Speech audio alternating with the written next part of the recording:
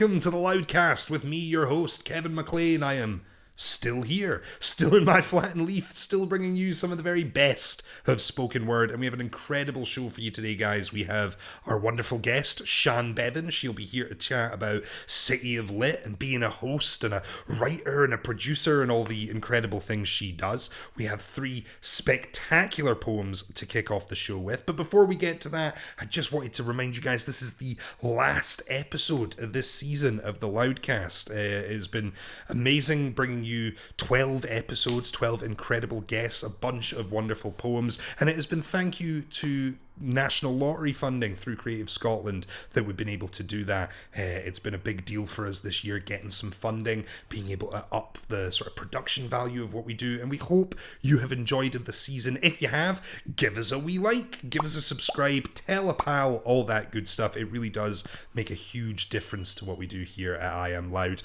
And do not worry, the Loudcast will not be gone forever. We have some plans. We will be back very soon. Stay tuned to the I Am Loud Twitter and Facebook and all of that to stay up to date with what we're up to. We have just wrapped our Fringe run, and so we're going to be having a lot of announcements about where you can see us live in the future, where you can find more work, and everything we have planned for the rest of 2021. But I'm not here to get into that. I am here to get into some poems, and we are going to kick off with one of our absolute favourites here at Loud Poets. She is a long-term Loud poet. She is one of the OGs. It's Georgia Bartlett-McNeil with Psalm 136.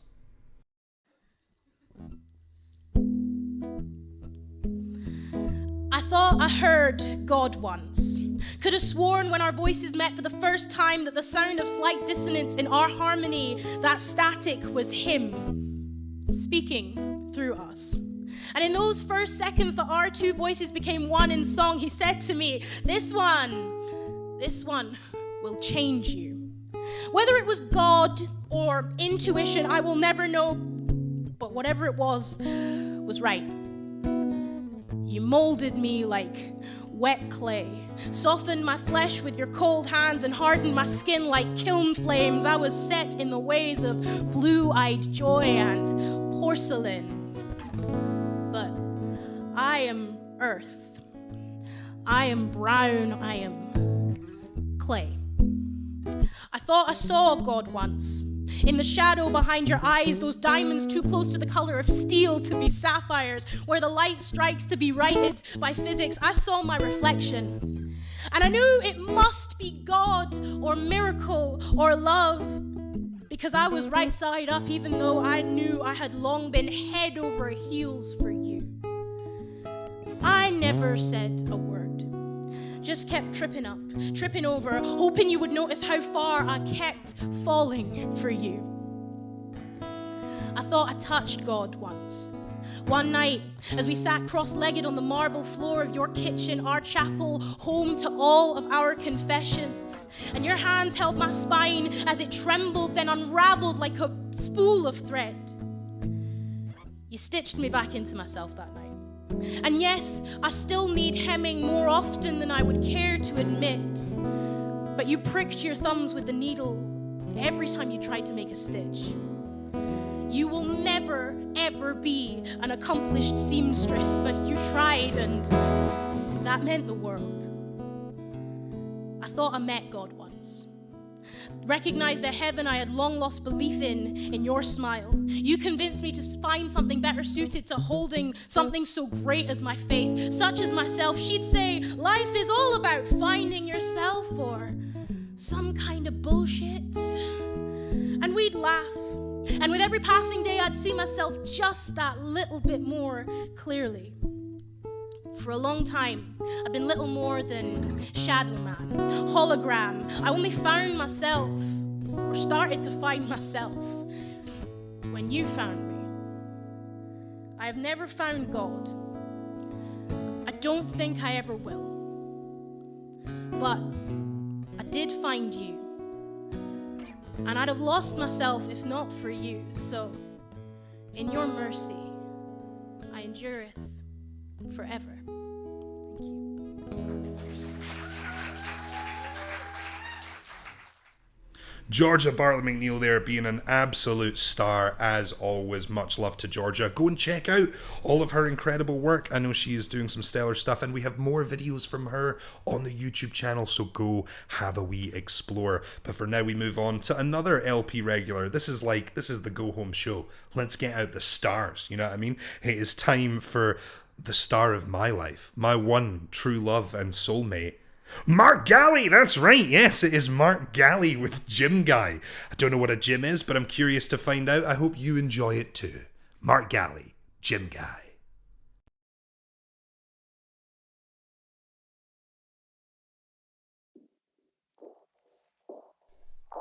Gym Guy pulls up. Full gym. Yummy mums, muscly hunks, burly bulls, plucky pups. Lusty scum lurk by bums and tums. Curvy club. Plump rumps, full busts. Gym Guy, chunky, plump, husky. Runs. Run, puff. Run, puff. Run, lungs numb. Must cut chub. Run. Grunts. Burly gruff hulks hurl junk. Sturdy rugby lumps pump guns. Bulky cult. Gym Guy, puny. Runting. Push-ups. Push. Push. Push. Pull-ups. Jumps. Jump. Jump. Jump. Sculpt. Putty. Sculpt. Guts. Crunch. Sculpt. Gym hunk. Burns. But push. Hurts. But must. Push. Pull. Jump. Crunch. Push.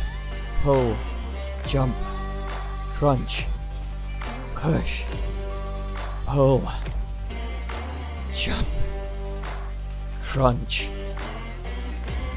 Why? Hungry. Grub. TLDR?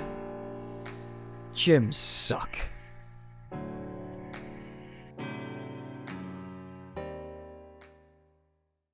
Mark Gallie there, what an absolute stud. That is him at the start of the video, right? I'm not confused. That must be him. Those back muscles, I'd know them anywhere. Yeah, go and check out all of Mark's work. He is a superstar. He is integral part of Loud Poets. He's been doing all those wonderful Pexels edits, as we call them. That doesn't mean anything to you guys, but it's what we call them. And he produces this show. He is a sort of whiz audio guy for us. He does so much work. Go and check out all his things and say nice things to him on Twitter. It might encourage him to use it a bit more, Gallie. But for now, we move away from my petty grievances and on to my huge enjoyment factor that I have for Iona Lee, who is such a spectacular performer. She is someone that I've known a long time in the scene since she was a very young performer, and she blew me away then, and she still continues to amaze me today. I know she will blow your socks off. So sit back and enjoy Iona Lee.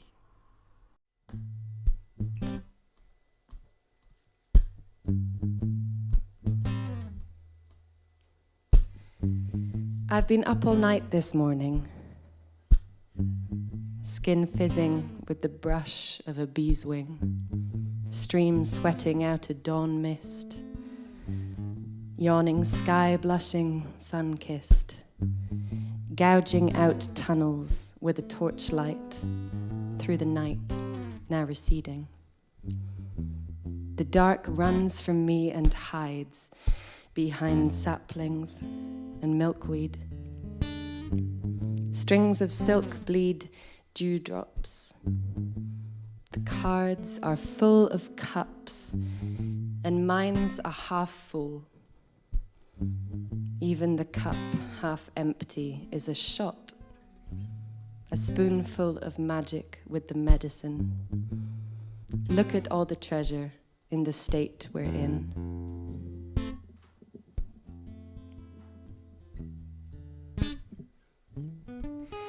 I've been up all night this morning. I've been burning the heating bills. making angels of death in the daffodils. Spilling sand from an hourglass. First class lowlife, passed out like communion. Bread for the memory, a feast for the eyes, wine to warm the blood. And we are wise in our foolery and holy in our sin. Look at all the treasure in the state we're in. I've been up all night this morning, spinning the old and ordinary gold like alchemy, turning phrases fable and gilding lilies. Take coincidence and make it fate for me. Fit it into prophecy. It has always been that way, the sea is just us who say she's breathing.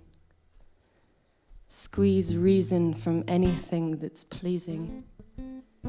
And yes, you wouldn't want to be a poem, only handled to be disrobed and dismantled, picked up to be picked apart. Nothing in this world is as simple as a memory made art. But I've been up all night this morning, replenishing my heart.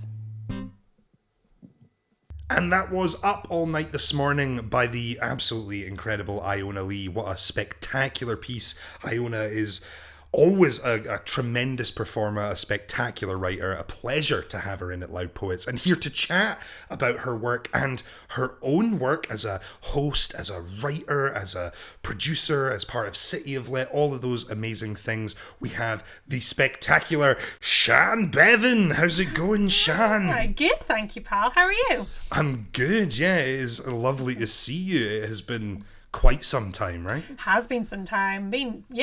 Probably literal years. I think most of our interactions have come from briefly bumping into each other around John Knox House, Literature House area. Yeah, and I'm usually like we're both going somewhere and then you're going to a show and I'm just like, But you are someone who I have known pretty much since I've been in the sort of Scottish literature scene. You were already an established name as I started kicking about, so it's going to be lovely having you on the show to chat about. You're someone with a lot of hats, Sian. Many, many hats. I do have a lot of hats. So we're going to get into all of that. But before we kick off, what did you think of Iona's piece? I take it you know Iona, right? Oh yeah, we've met. A few things, and I think she is incredibly talented, and that was just a gorgeous example of her work. I just loved it, and it was I particularly loved seeing that live because it was interesting. I just watched the episode you did with Alice Tarbuck where she was talking about when she sees a poem she immediately wants to buy it and read it. And actually I really like seeing it live because I think if I had read that I would have read it so differently.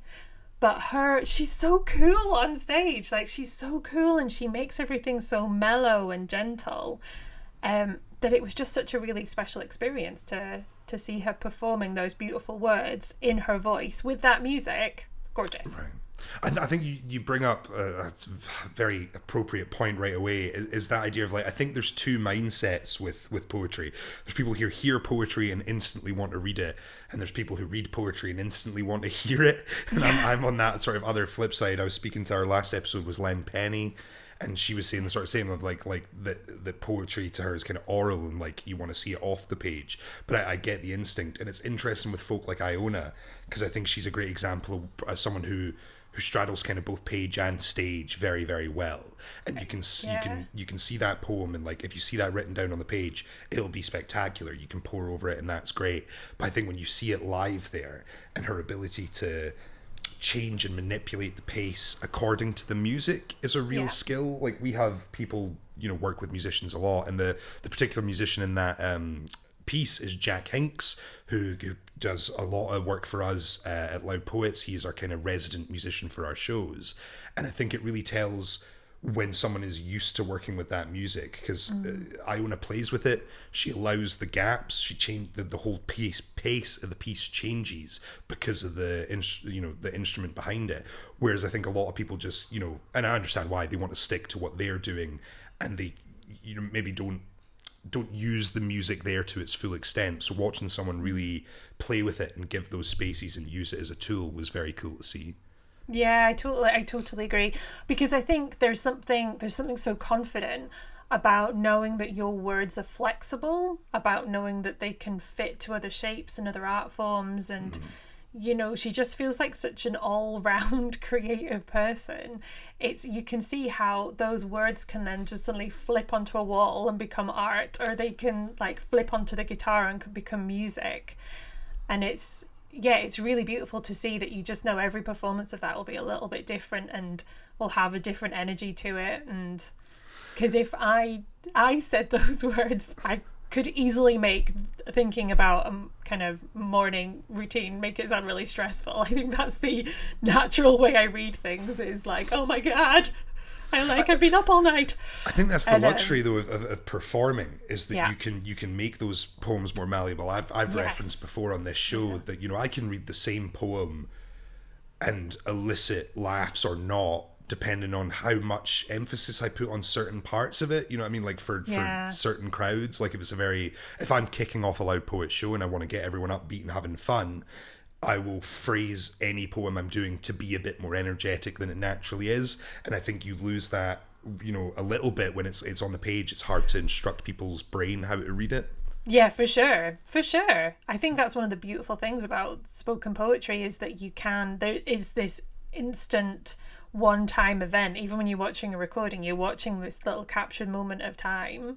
Have you ever had it where you've read a poem and people have laughed and they're not meant to laugh? Oh, absolutely. Yeah. The absolute worst one was, I have a poem, and it was written. My mum had passed away in 2014, and so and that was during the Fringe, and during the 2015 Fringe, I in our show I had a poem about my mum passing away, and it's my own fault, because the structure of the show was, it kicked off with a love poem and then had a kind of funny collab, and then we tried to bring it down a little bit, but I don't think it had worked totally well. The guest was still a bit upbeat, and so I came on to do a poem, and the first thing you see is a photo of me and my mum, but it's me as a kid.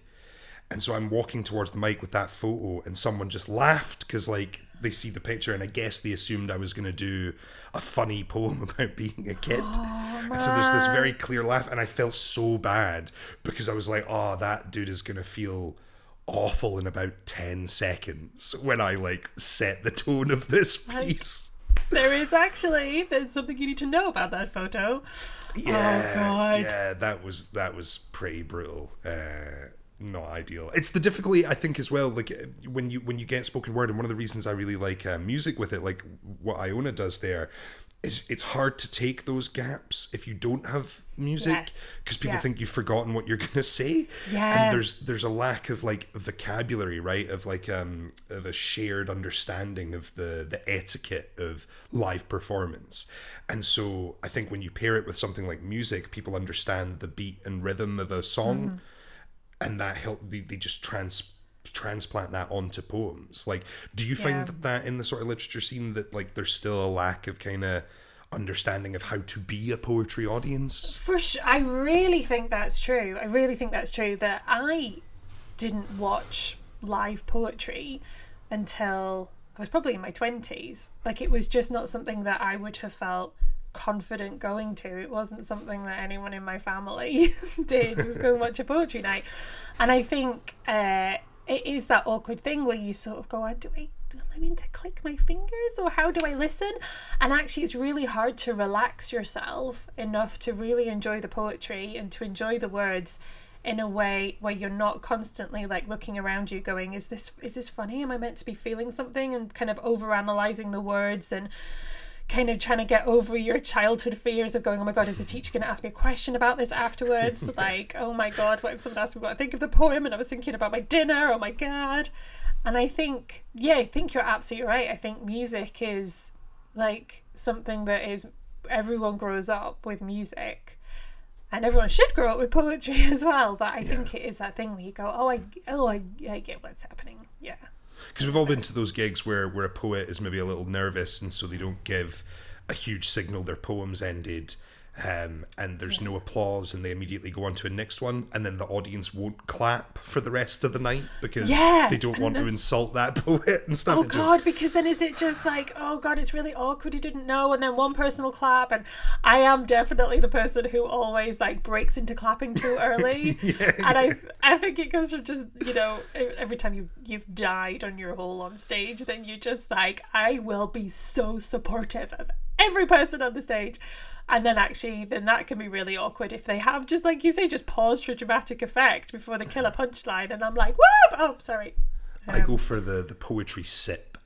Have a water or a beer or something on stage with you, and when your poem's ended, pick up it and drink, and it'll cue them to like, because I just don't like every poem I've ever heard ending with the words "thank you." I know. It's just like thank you. Thank you so much. Or you may as well go, the end. And they all lived happily ever after. I know. And I do see why people go, thank you. And then it's sort of like, oh, right, okay. And I think there's something with music where you can get the rhythm of it more naturally. But then I also think that that's practice, and I feel like the spoken word scene and, you know, live poetry scene is so exciting at the moment. And there are like younger audiences going there who will kind of get the hang of it earlier and kind of know what to do a little bit more. So, you know, especially if they're watching folk like Iona Lee, because like, I mean, you know, to bring it full circle, like she is someone who, and I think she benefits from understanding other artistic disciplines. Like Iona is a you know, the words, Kevin, she is an artist, like a visual artist, that's it.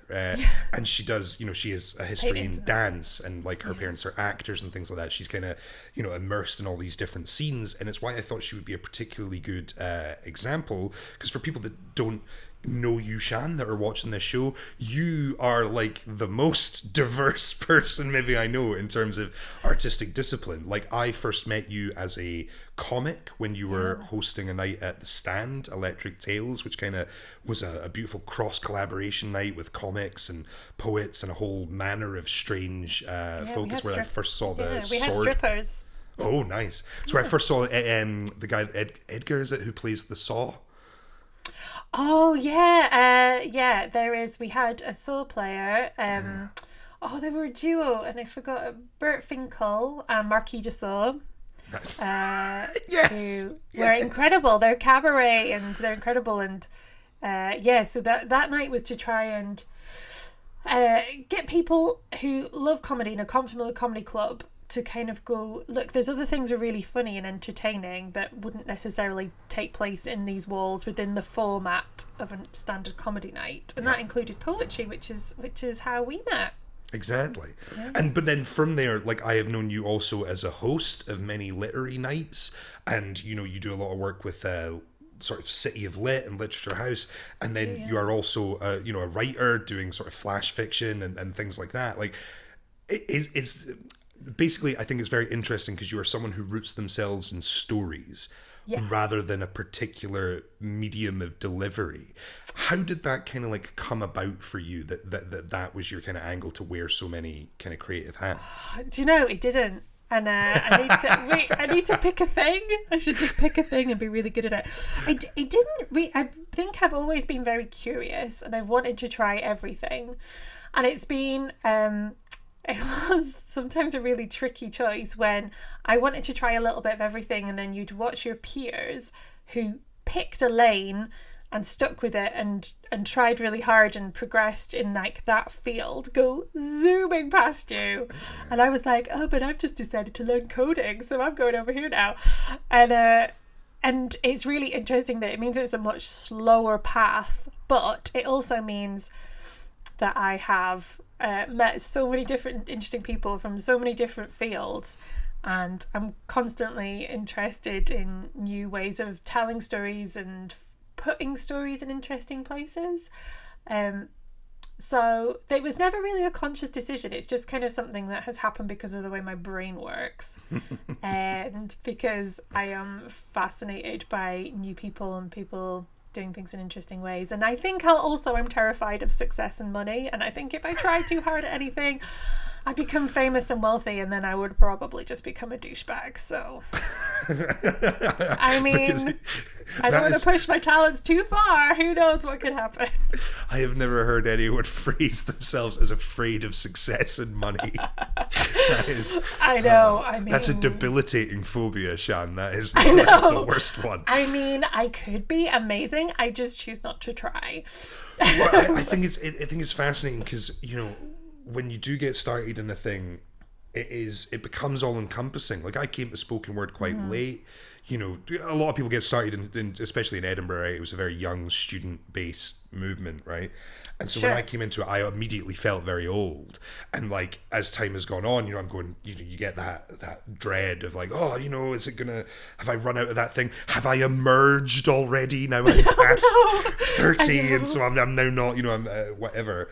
But I think there is that thing of, I think it's beneficial to be more exposed to varying art forms and stuff. Like, I appreciate more now that I have an understanding of theatre, and like, you know, I've not done a huge amount of comedy, but I've been around the comedy scene, a lot of comic friends and stuff like that. I have an understanding of how it operates, and all those things inform my practice. And when I look at someone like yourself, like, it would be very easy to, I can see how you would go, you know, people are accelerating at a quicker rate, but then I think they have almost a ceiling on what they can do, right? You're like, okay, you're a comic that gets booked and that's grand, but like, you are someone who almost acts as a, you know, a link between varying scenes, and you understand how to bring the best parts of individual disciplines to what you're doing.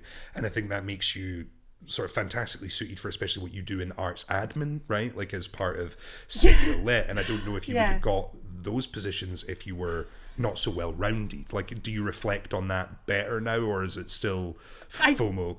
No, I do get FOMO, and I do like that there was like, so you've spent all these years doing things, which means you are very good at administration. But I think people undervalue arts admin, Sian, so I mean that as a huge compliment. Basically means you're good at spreadsheets. No, but it's right. I do. I really swither, and actually, I think this past couple of years has been. I've been a lot more settled in my own skin. I definitely worried for a while that I just hadn't found my thing, because I think when I first saw you and Doug perform, and you did a really beautiful little duo poem. You are the only person that would describe that poem as beautiful. It is nonsensical gibberish. It's lovely. I really thought it was really heartwarming. Anyway, but it was like seeing you two, and I was like, oh God, those guys have found their thing. They found their thing, and it's beautiful. And I think I've spent a lot of time kind of going, oh, should I just pick a thing? But I don't know what my thing is. I think I've never felt like I excelled at anything. Like, there's not been a thing that I super excelled at. And then actually in the past couple of years going, well, you know what, maybe my thing is that I know a lot of people, and I am good at flitting between stuff, and I'm the kid at school who's on the edge of lots of different things, thus avoiding being bullied. And actually, maybe that is in itself an art form, is being the sort of conduit between different things, because... I find it interesting. It's in a sort of underused title, I think, in the literary scene, is producer. And like, I remember being Agreed. a kid and just thinking like producers on movies were dudes who had money and so got a title, right? And now... And I was just like, that's the worst, you know, be a director, be a writer, be the actor, don't be the producer. And now I'm a producer. I have a much greater level of respect for the work they do. And so similar. I'd be like, get an opinion, producer, come on. Yeah, but I don't think anyone looks at like the literary scene and goes, oh, I'm a literary producer. Like I do a huge amount to facilitate the production of either live literature or you know, written literature. Like, when I look at you, I see someone who is an exceptional host, for example, and that is something you bring directly from the comedy world, right? Because comedy hosting, there is specific purpose behind it. You have to make the audience like you, so they trust you, so when you say the next act is good, they believe you. You need to set the tone. You need to bring up the momentum when someone bombs. You need to bring them down when someone's, you know, incredible. Like it's that an active role, whereas literature hosting is much more kind of a passive thing of, here is me presenting the evening to you. And you were the first sort of lit host that I saw that didn't do that. And I imagine that has had such a significant impact. Like, is that a deliberate choice to keep a comedy style of hosting in your lit hosting? Yeah, it is.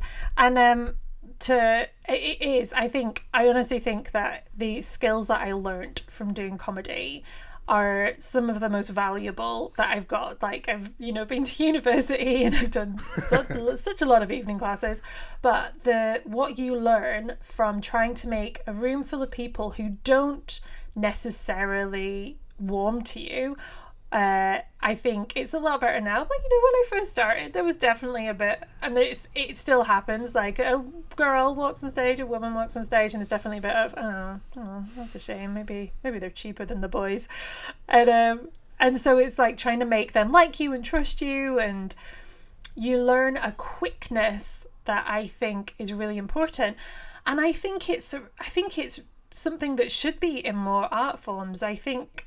Oh God, this is going to sound controversial, and I don't mean it. There are brilliant literature hosts and brilliant, hosts of art events and stuff like that. But I think there's sometimes a certain arrogance of assuming that the audience will have a nice time, whatever you do. And it's fair, because they've come to see a writer. They're probably there because they know what's going on, and they are polite audiences who don't, they won't yell out anything about your boobs. Even when you ask them to. A-star literature audiences. I know, you're like, guys, they're right there. Come on, anybody? Jesus, by this top. And but actually, and I think that is great. But I think there's something really important about bringing the panicky energy you get from a comedian of going like, no, I'm going to work for this.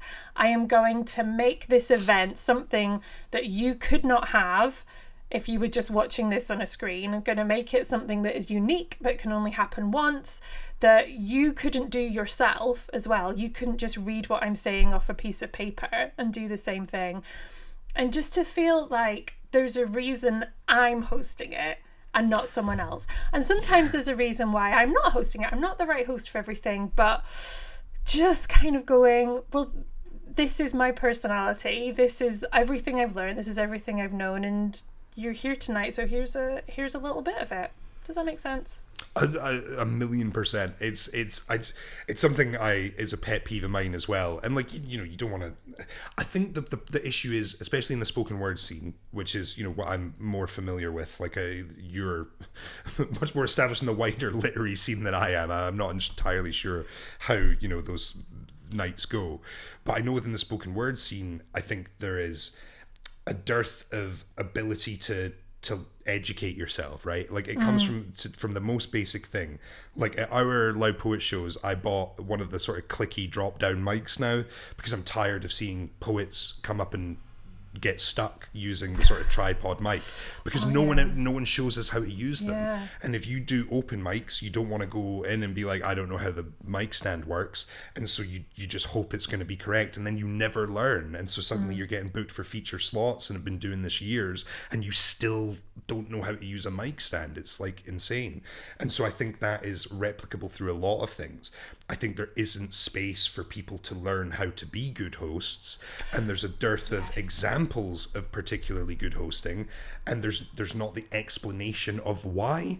Like, why do you do this? Like, for example, Loud Poets, the way it now operates, we have walkout music. It's the same walkout music to start the show every time. There's a big lighting change, and I do the comedy off stage, welcome to the Storytelling Centre, please welcome your host, and like intro myself so people know I'm coming, because then that gets noise right away, rather than, so you're instilling, when people are walking to the stage, you clap. It's like nothing is by accident. You're setting precedent for what you want them to do throughout the evening.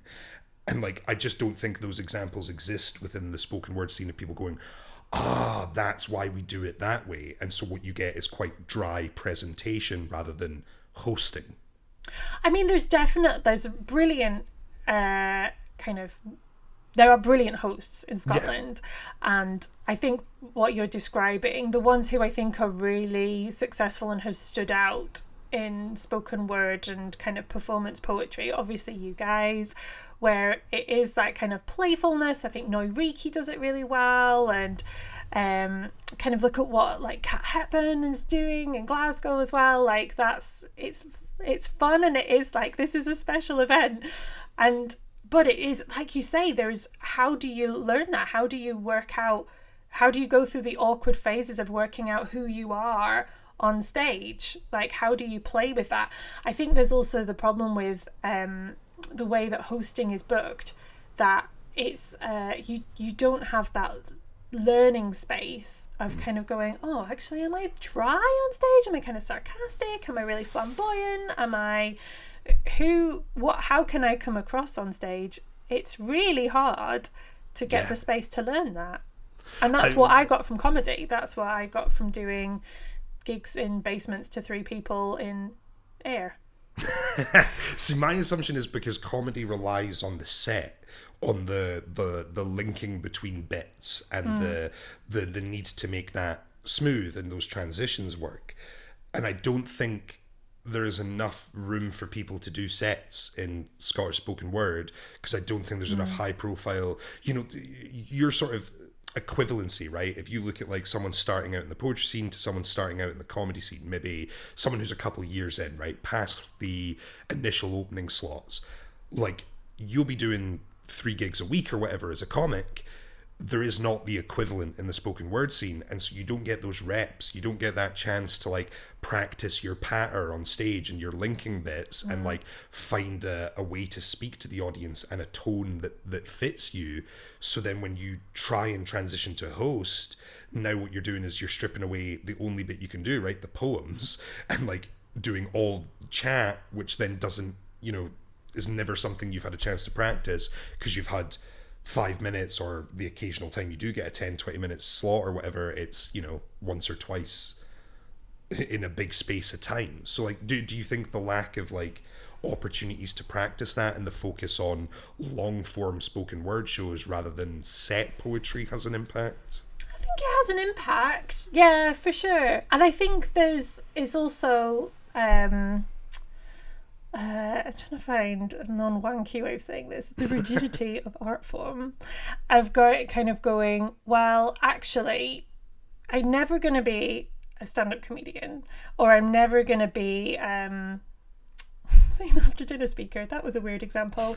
But I'm never going to do a different, like, even if your ambition is, I want to do full-length spoken word shows and that's what I want to do with my life, you can still learn stuff from trying other things. Like, you can go to like open mic nights where it's mixed art form and try stuff there and see what it's like in like a pub vibe and see what you got from there.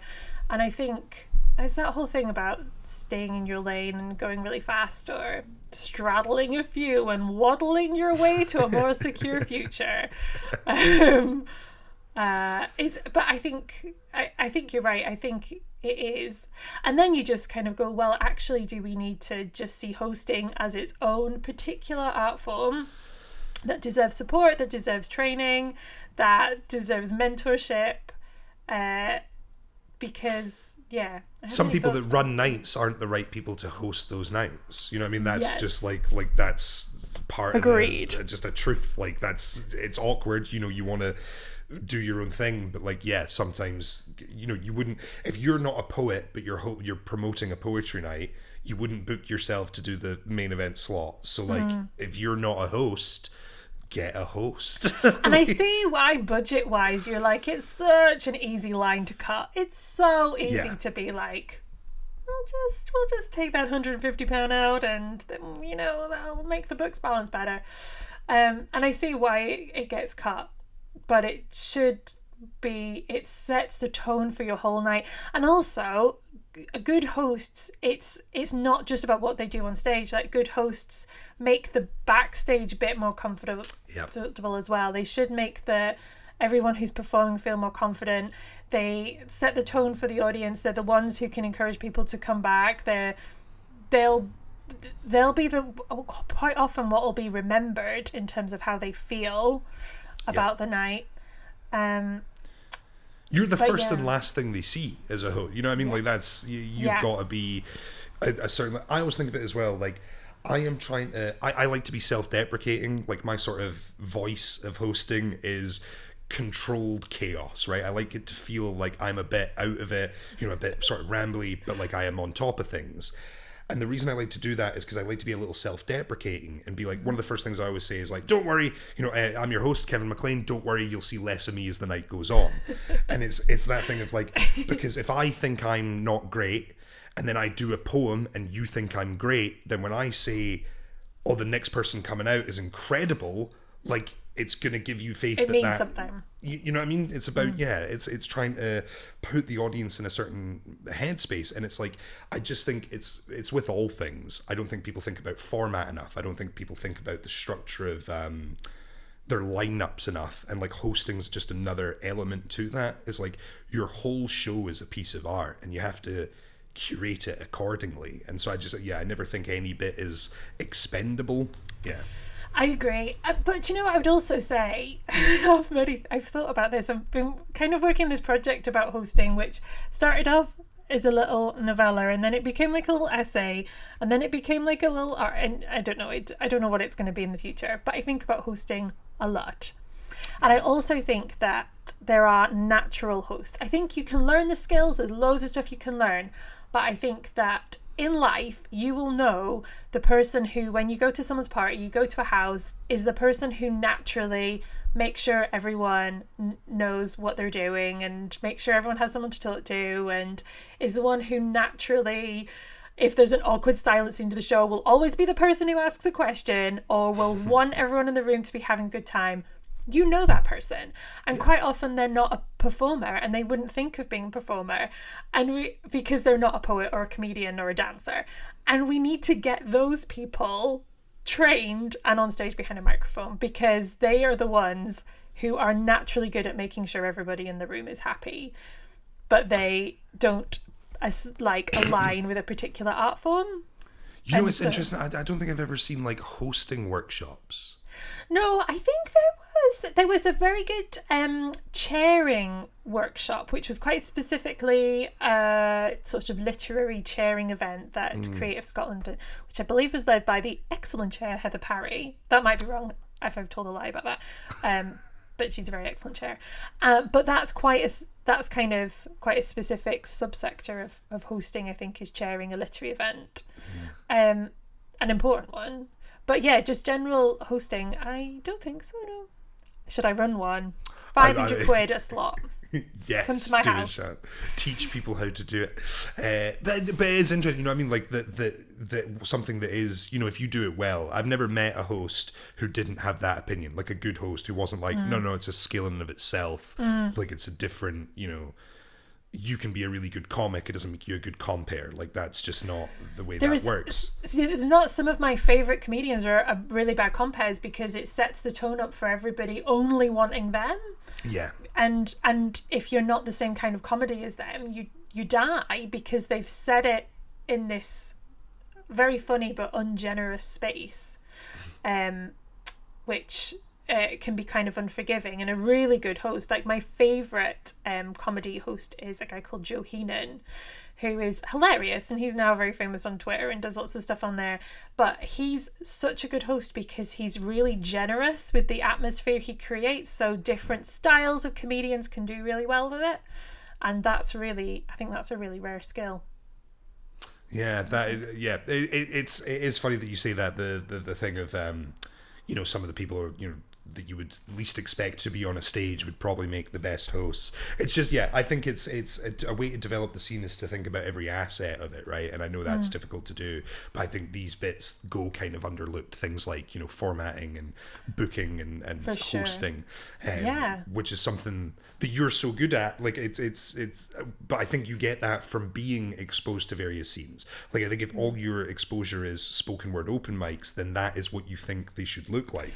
You know what I mean? And so then that's you don't go, but you could have a bit of audience chat, and that would break a lot of the tension in the room, and the way comics do.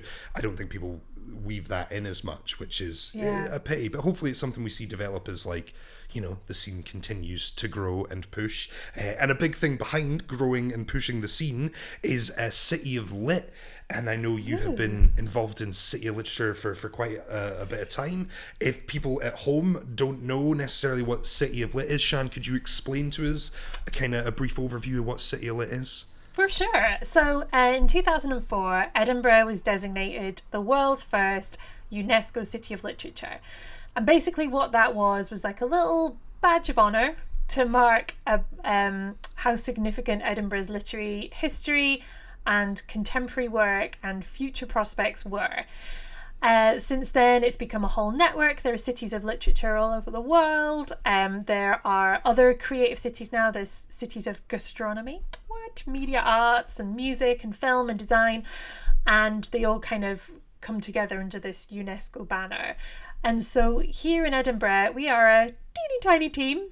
And we've sort of done different projects over the years. If you've ever been to Edinburgh and you've seen the Walter Scott quotations as you come in, that was City of Literature.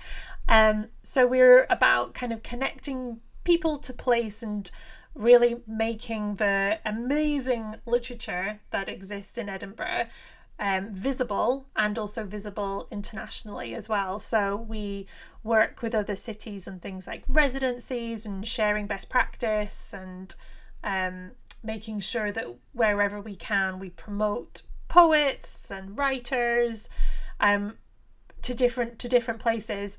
We take literature in its broader sense. So I think when people hear it, they assume that we are just Books. Robbie Burns, Walter Scott fangirls. Love a bit of Burns, but we're also, and literature takes many forms, and it's, the work that comes out of a youth creative writing, spoken word, slam poetry workshop is, just as important and just as valid as Robert Louis Stevenson. Maybe that might historically not be accurate, but we value lots of different voices within the Not gonna lie, Sian, as someone involved in the very sort of current and modern edge of the Scottish literature scene, it is always nice to hear larger literary organisations talk about the need to focus on new writing. I agree, there is a huge place for Burns and stuff like that, but sometimes people forget that people have still been writing in Scotland for the last couple hundred years. Guys, it kept going, it didn't die with him. And the thing is, what we try and do is, because absolutely people come to Edinburgh because it is the home of Sir Walter Scott. We know that, and there's data to prove that. But what you can do then when they're here, you go, yeah, that is the only train station in the world named after a book. Isn't that cool? And yeah, his monument is too big. But also, he really supported women writers. And if he was alive today, these are the kind of books that he might have supported. He was, he was pretty political. He supported writers like Susan Ferrier, who, was a woman writing books under her own name. And so the audacity. I personally disapprove, but actually it's I keep being very dramatic today. I was gonna say it's an insult to their memory. That is way OTT, but I think it's misunderstanding their legacy to only look at their books, because they did not become great writers because they only looked to the past. They were great writers because they looked at the world around them and commented on it and acted upon it. And so I think if you are a fan of these classic authors, then you should also embody their message and embody what they try to do with their lives, and also support new writers and grassroots movements and try and understand the country you live in and what's important to it. 100%. One of the things I find most sort of fascinating about City of Lit and kind of appreciate the most is that it feels very much like an organisation advocating for writers rather than pursuing its own sort of programme. Yeah, I mean, we do have our own programme at the moment. We are in the process of creating a literature wow, I said that really weirdly. A literature house on the Royal Mile of Edinburgh, which is our project, but the basis of it is that it will be for Edinburgh and for Scotland's literary scene. I think we're so small. It's sometimes one person. At the moment, it's like 2.5 people. So like, because I'm just part-time. So that's pretty big for us.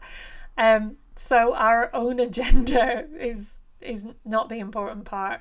The advocacy is definitely at the heart of what we do. And it's really hard, and I think when people hear UNESCO and hear the name of it, they kind of assume that we're a bit faceless. But which is, it's the opposite of the case. Like, it's funny because in doing the research for this show, Kate was like, "How did you first kind of find out about City of Lit?" And I was like, "Sian just emailed me one day, and those emails continued for the rest of time." Like, because it was then things that are relevant. You know what I mean? Like, I'm pretty sure you hit me up and were like, "Hey, this would be good for you guys. Why not check it out?" And like, that has consistently been the relationship of City of Lit, where I feel they have an understanding of the diversity and sort of dynamic range of what is happening in the literature scene and disseminate some opportunities and stuff for the appropriate folk. Yeah, we which try really is hard. massively helpful. Yeah, I think because we do try really hard to do that and try and like we genuinely care and want to do a good job and want to get the right people the right opportunities, and so we get like we do really talk about stuff like if there's an opportunity for one bookshop, making sure it's the right bookshop. So we do between us have a pretty good grasp of what's happening.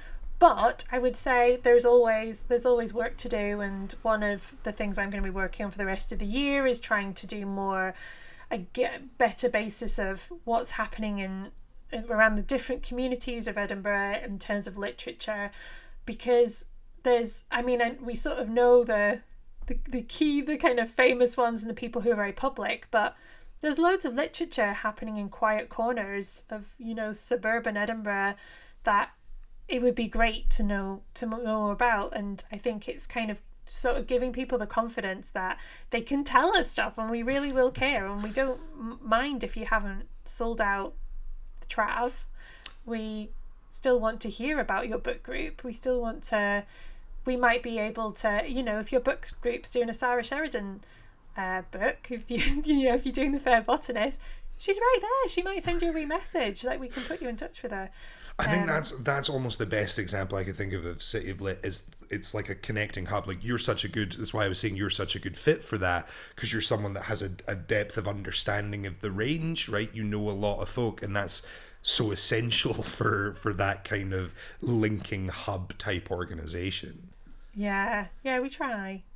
How do people reach out to City of Lit then, Sian, if they've got events or interest in knowing more about what you guys are up to? For sure. So if you, our website is pretty skeleton at the moment because our old one got bitten by like techie vampires, werewolves, I don't know, something ripped it to shreds. So our new website's quite simple. It's getting there. But if you email edinburgh@cityofliterature.com, it'll either be myself or we have a new person started called Alice, and I haven't told her I'm going to mention her name, but Alice, hi, you're on the internet. And one of us will get back to you, but we're always we are happy to share stuff, promote stuff. We know with the different cities of literature around the world what their interests are in particular. Like, some of the cities love public literature and public transport. So if you're interested in that, we got someone you can talk to. Just if you're involved with literature, make sure that we know who you are. Contact us on Twitter as well, not Facebook. No one's there anymore. It's gone. It's just my mum sharing Minions memes.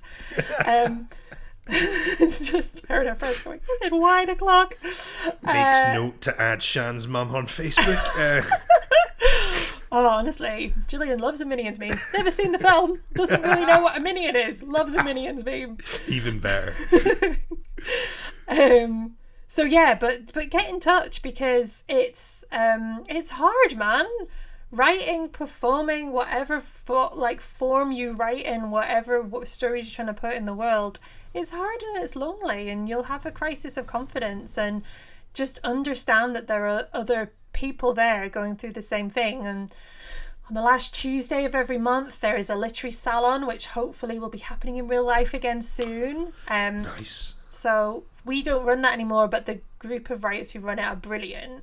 So go there. Just turn up. Just turn up online, or it's in the wash bar when it runs normally, and just understand that your dreams are not unachievable. It's we get asked a lot, you know, like, okay, how do I get into the scene? Where do I start and stuff? And like City of Lit is often one of the first kind of Twitters I point at and things like that, because it's going, here is a place that will, you know, shares a lot of events and shares a lot of the work, and like can point you to where you can then meet folk established in the scene and, you know, find your own course from there. So it's like I would absolutely advise, if people are looking to find out more about literature in Edinburgh and like what's going on in the scene, like, yeah, City of Lit is a great place to start. Sian, what's happening with Literature House? Because obviously we spoke to Dan Abercrombie at the Scottish Storytelling Centre on a previous episode, and he had mentioned this, and I know we are going into Scotland's Year of the Story next year, which is going to be a big deal, especially for, you know, folk like you who are so centred around stories. What's the deal with Literature House and all that? I know, we're being so mysterious about it. It's such early days, because you know what, Kev, it's hella expensive building a literature house. I bet. Nobody told us what. You mean construction projects on the historic Royal Mile are difficult? Are they? Wow, no. More than one big sale? I refuse. So Literature House is going to be based in John Knox House and Storytelling Centre on the Royal Mile. At the moment, it's still in development phase, which development in terms of raising money. If you're rich, you can totally give us money. That'd be great. Don't listen to Sian. If you're rich, give the money to us. We need it. We were here first. Oh yeah, split it. Cool. No worries. We've made a deal. It's all good. It's all good. I'll give you a free postcard if you split it. And then also in terms of like how the place will be reimagined, and as it's not a museum. It's very much a kind of living, breathing place where books, words and ideas are celebrated. And again, it's not just the history. It's not just kind of like reminiscing about the glory days of days gone past when books were only bought by rich people. Because that's important, and looking back on where we came from is really important. The stories of the past were often radical and changed the world, and there were women who wrote their way out of poverty who got forgotten by history, and we want them to be re-remembered, and they are important. But it's then also kind of going, well, they took us on the path that so far, where are we now? What's happening now? How can we make more beautiful, brilliant Scottish writing happen? So the place will be partly kind of for tourists, obviously, to go and go in, who are literary tourists, which is my favourite kind, who visit places because of the books, and who, you know, sometimes want to just go and see all the sites where Outlander was filmed, which is fair, it's very pretty, and sometimes kind of want to go and visit all the weirdest bookshops that we have, also fully support that, who then we can go, well, while you're here, go see this show. And then actually, you know what you should do? If you love that, you're going to love this, go do that tour. And just try and really, it will be not just about the building. It'll be about how that building can project literature to a much wider audience, how it can kind of get more information from the literature scene of Edinburgh and beyond, but also then broadcast that to a wider audience. So I think it's really exciting. The specifics are very much going to be nailed down, but it's sort of acting as a base camp, you know, if you're here to explore right the full literature scene in Edinburgh, like start there, and that's your place to branch out from. I think it's a great idea, and like I think it pairs very well into, you know, that sort of wider literature quarter in Edinburgh that I don't think I hear a lot of people talk about. But when you've got that very small space where there's, you know, Book Trust, SSC, City of Lit, you know, SPL, National Library, like all these kind of organizations in that very, you know, central Royal Mile area. And I think this is a perfect way to kind of continue to expand that and root that there. Yeah, I think so. I've got honestly, if you ask us in a year's time, it'll be much easier. And get Ali on, and who's our director, and she'll be able to give you a much more specific chat about it in the future. But I think just talking kind of more vaguely, just kind of taking pride in our literature and understanding why it's such an important part of Edinburgh's culture, and it's for everyone as well, and to take all the snobbery out of it. Like, crime fiction is really important part of Scottish literature, like massive huge, like not just economic but culturally as well. Some of the greatest stories that have been published are crime stories. Children's stories are important, teenagers, graphic novels, and also then the live scene as well, that it's like it's all kind of part of this whole ecosystem, and it all feeds each other, and I think to sort of take any element of competition out of the industry as well, that it's like all readers make more readers, all audiences make more audiences, and so by supporting parts of the industry, you're indirectly helping other bits as well. Do you know what I mean? Does that make Massively. I get very annoyed when it seems like folk are being protective of theirs, right? Or like feeling like that other people's successes are somehow connected to your lack of, or restrict what you can do. Whereas I am an absolute believer in, like, the more success anyone in this scene gets, the more it helps all of us, right? Your night does well, that creates more poetry fans, that's good for me. Like, the literature sector, right, like, even which is tangentially connected to me, the better the book trust and the all that do, the better poetry does. Poets get paid more. Cool, they've got more time to work on performance skills, so I can utilize them better. It's like, even in these very indirect ways, it has a knock-on effect. Like, people should celebrate every success in the literary scene, regardless of where it's placed. I think it goes even beyond that. Like, I've done some work with Imaginate, which is the children's theatre festival, and they do kind of year-round programming as well. And one of their things, obviously tricky at the moment, is to try and make sure that every child in Scotland sees a live performance while they're at, I think at primary school, I might be wrong.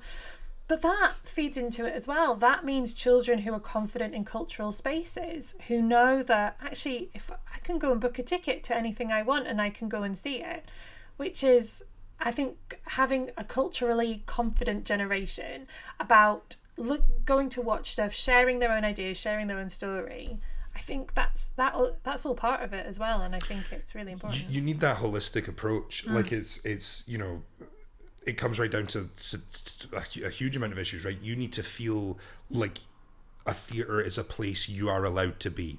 And to do that, you need to see people like you in the theatre. You need to see people like you on the stage. You need to see people like you behind the scenes. And that comes from a manner of ways, like, class, ethnicity, sexuality, like all those issues. Like, if you don't see those spaces as somewhere you can access, then like it creates a huge barrier. And the more you can do that early on, like, youth theatre totally changed my perspective. If I hadn't done youth theatre and gone to see plays by doing that and been involved in that in a very working class area for a very reasonable, affordable sort of price, then I wouldn't be doing anything I'm doing now, because where I came from, that was, you're never going to be an actor, you're never going to be that, you have to get a real job because you're Phil Livy, like, and so you get that thing, like, where it's so important to make that accessibility there. And when you get something like Literature House, City of Lit, and these sort of organizations that get a lot of, on the surface of it, people see them as like, oh, that's a literary organization, that must be very highbrow. Like, if you guys are pointing to comic books and live performance and sort of the real depth and breadth of literature in Scotland, it lends it immediate credibility, which is so important. I think that's it. I think that's probably one of the greatest strengths of the City of Literature, is that we have, not as people, as an organisation, kind of gravitas. I have no gravitas. But I think that's actually being able to lend that to projects who really deserve it is, I think, one of the best parts about the Trust, is that we can, having the title that we do and having the position that we do, and, knowing the people that we know, being able to shine a light in all these different ways, I think that's really powerful, and I think that's really useful. But I totally agree. When I was like, when I was growing up, like, we went to the Panto every year, but when I was probably about 14 or 15. I grew up in York, and the York Theatre Royal did this thing where they would let students, and including school kids, come to see any show for £2, I think it was, if you went on the day and there's still tickets left. And so that was my first experience of really going to see like a proper play.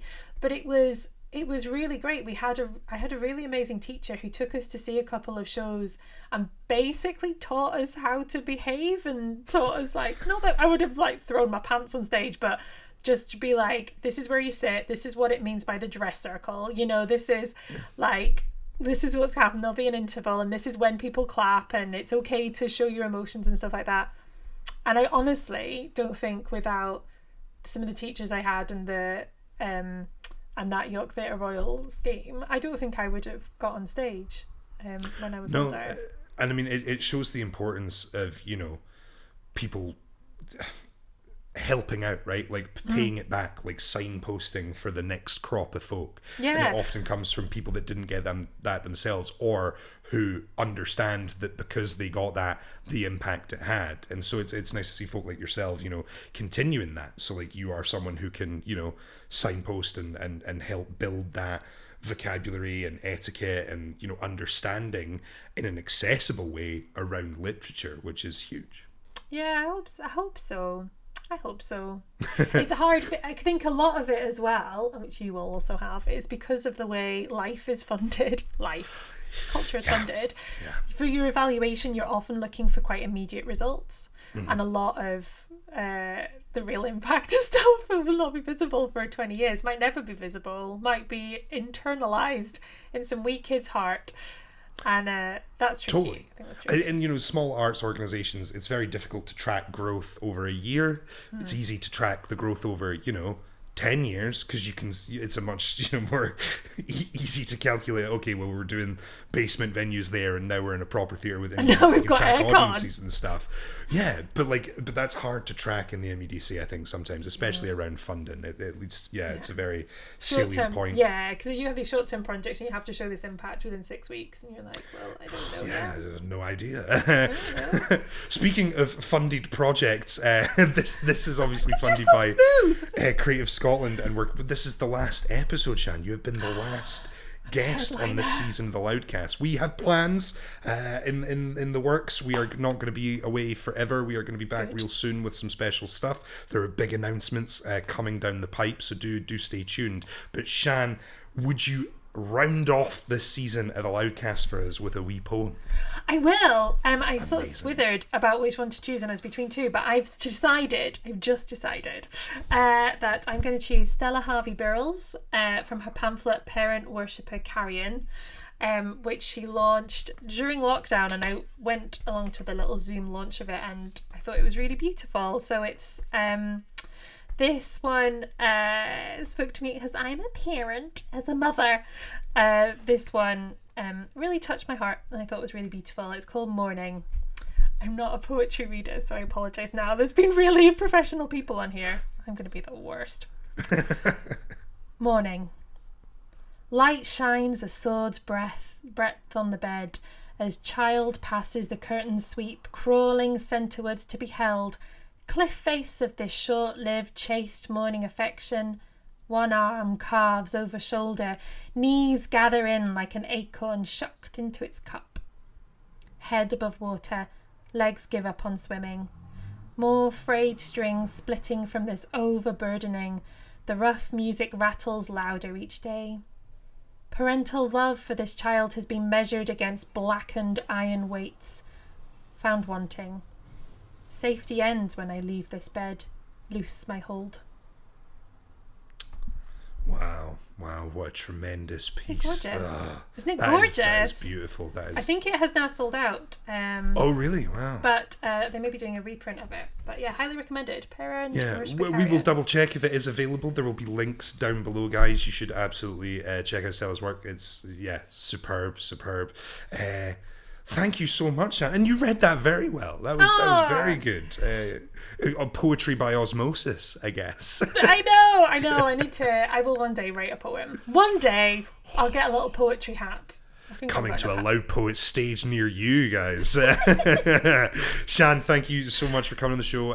Absolute best of luck with the Year of the Story in Scotland, with the reconstruction of Literature House, and all of the incredible work you're doing. There will be links below where you can check out anything Sian's up to, where you can find City of Lit and all that good stuff, guys. Thank you so much for checking out the Loudcast. Like I said, this is the last episode, so please, if you've enjoyed this episode, if you've enjoyed the season, hit like, hit subscribe. It'll help us justify it, like we were just talking about. You need sometimes short-term gains. Give them that data.